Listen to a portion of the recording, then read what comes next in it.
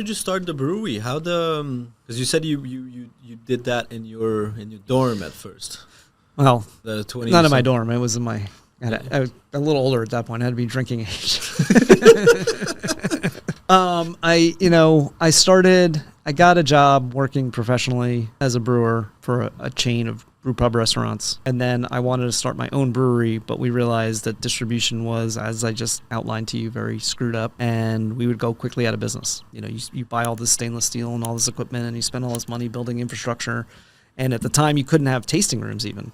I mean, the tasting room you go to in our brewery was not legal. That only changed in 2009. There was a law that was created that everybody in my side of the business was taking advantage of, that was created by Anheuser-Busch. So they had Busch Gardens, and they wanted to be able to sell beer at Busch Gardens to consumers. So they said if you were a tourist attraction, you could sell beer directly to consumers at your brewery.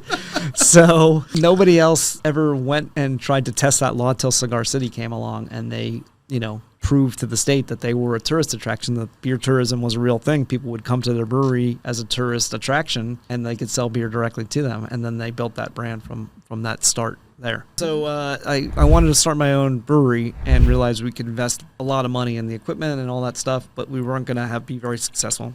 And we were watching some of the breweries that did open up really have a challenging time with their distributors at the time. The distributors just didn't get the idea of, hand selling craft beers and things like that. So what we did was we opened a distributor. So I opened a distributor, and it was called Fresh Beer. And I then went to a brewery and had them make my beer for me, gave them my recipe, brewed it with them, everything like that, and then bought it from them as a distributor, as the middle tier, bought it for them, and then was able to go out and sell it to bars and restaurants. Well, lo and behold, there were a lot of other small guys out there that had the same trouble. Idea. Well, no, they had the same trouble coming into the state of Florida. They wanted their beer in the state of Florida because we were a huge beer drinking state, but they couldn't find a distributor because the big distributors had no interest in these brands. They just didn't get it. They didn't believe in it. They didn't see the future of craft beer. And I had seen it and saw, wanted to jump in on this, this idea of brewing our own beer. I was already brewing at home. So I started meeting other people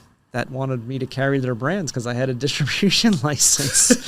And so I started carrying all kinds of different brands from all across the country. And from 1999 to 2009, my little company grew to be 25 people with trucks and vans and deliveries and accounts and everything else. And then suddenly they woke up. The big giant guys woke up and they were like, wait a second, who's this little guy with all these great brands that I keep hearing about that are selling all over the country and it's exploding and, and what is going on? So they all came and, we wound up selling the distributorship in order to then turn around and open up our own brewery so that we could then sell to them. Nice.